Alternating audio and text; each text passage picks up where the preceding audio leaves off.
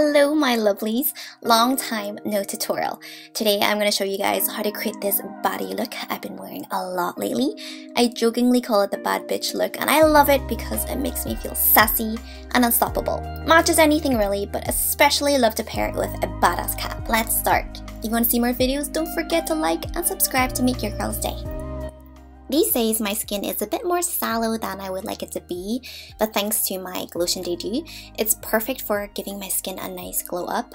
It gives a very healthy luminance. It's kind of like my cheat to achieving quick glass skin. Especially because I'm wearing powder foundation today, it's very important for the skin to be properly prepped and hydrated. It's like magic. I'm sure I'm not alone. I'm not the only one with the seasonal allergies causing dark eyes. I still adore my Becca brightening corrector. It's magical because it makes my eyes go from to aha by reflecting away the dull shadows.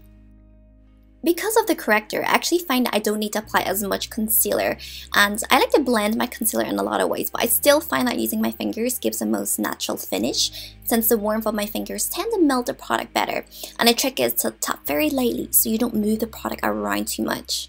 Notice that while I'm blending, I never like to blend the concealer close to my lash line. That is the trick to your makeup not creasing. This is still my holy grail foundation, guys. I love that even though it's a powder foundation, it doesn't look cakey at all, and it just makes the skin look phenomenal. A little goes a long way because it has super duper coverage, and the formulation is just really lovely. My only complaint is that it shatters easily, so you have to be very careful, and I find that it is best applied with a beauty blender sponge.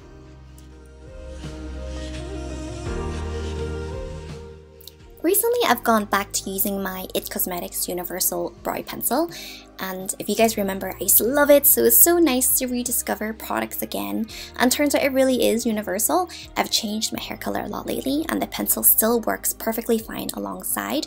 The main points to bear when it comes to filling your brows is to keep the front the lightest and the edges darker, and it's super important for the end of your brows not to be lower than the front, unless you want sad eyes and that's the look that you're going for. I have been obsessed with this eyeshadow palette, and it's the only palette I've been using lately.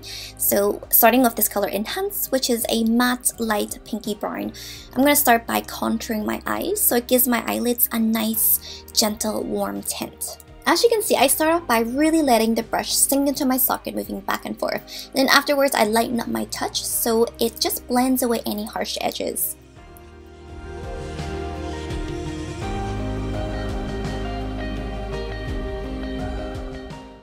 Moving on, I'm layering this lovely matte brown eyeshadow called Smoke Fumes, and it's just going to add intensity to my eyes, making it appear rounder and giving it a subtle smoked out effect. And I'm doing the exact same thing as I did before, letting my brush sink into my socket as I swipe back and forth. Now the trick to creating smoky eyes without it looking messy is just really to take your time.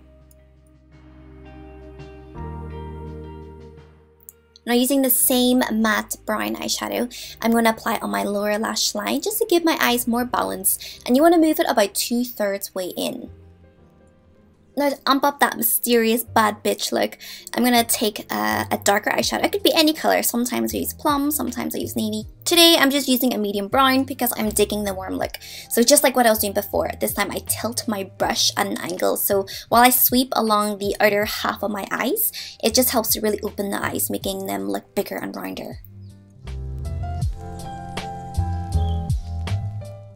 Alright, you guys know I do not like to apply pencil liner directly on. I always prefer to swipe and apply using a brush just because it looks less harsh, especially when I'm only really using the pencil as a base for my eyeshadow later. My general rule when it comes to applying eye makeup on the lower lash line, if you want a rounder, big-eyed look, always apply only 2/3 way in.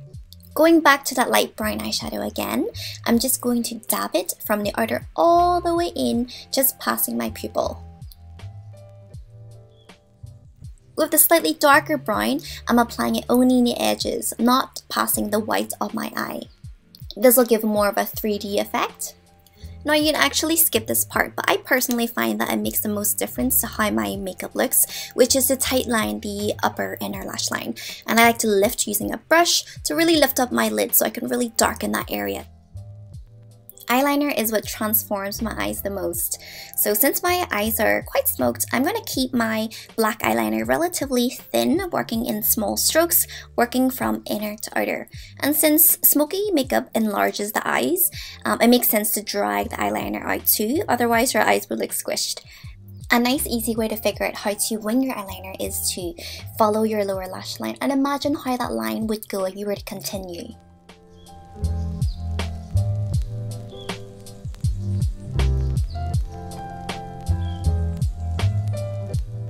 I always need to highlight, so using the highlight color, I'm going to pop it in my inner V of my eyes. How can I not? It just feels unfinished if I don't highlight. Baddie makeup is largely about the lashes, but your girl just doesn't really like to wear lashes very much, so I'm just going to use the old trick by curling my lashes and applying mascara. When it comes to mascara, the trick is for myself is to really take my time, and yeah, mascara is starting to really make a difference to my makeup. This is my new holy grail lip product. I admit I've never been a lip pencil girl, but this chisel makes the lips look so full, and it goes with all of my mauvey neutral lipsticks. I'm not doing any extending here, I'm simply just lining the outline of my lips, but I notice how much of a difference it makes. Lately, my lipstick choice has either been Pillow Talk or Kiss Chase. Today, I'm using Pillow Talk.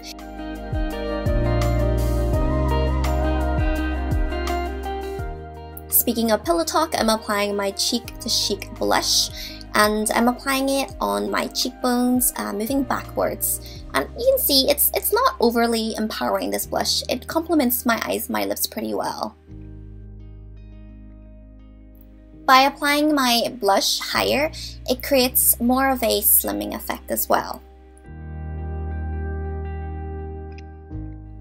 These days, I really enjoy having that bronzed look, so using the very classic hula powder, I'm just going to dust it on my forehead along my hairline, and then of course I'm going to apply it in the hollows of my cheeks. So a good guideline is to go from the edge of the eye and work towards the top of your ear. I think because I've been outdoor more, so my body is tanner. My face has got tan, but just not as tan as the rest of my body. So of course, sculpting along the jawline for a nice V-like face. When you feel like you're wasting away, just take a little highlighter and you can shine at home. So another thing I like to do, aside from applying on my cheekbones, is to apply it right between my eyes. It brings attention straight to your eyes and makes your nose appear taller. Win-win.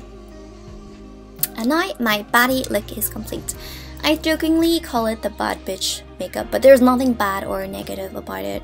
It might seem weird, but this edgy look actually makes me feel empowered and bold. My definition of a bad bitch is just someone who is unapologetic about being themselves. Keep being a badass, and I will speak to you soon.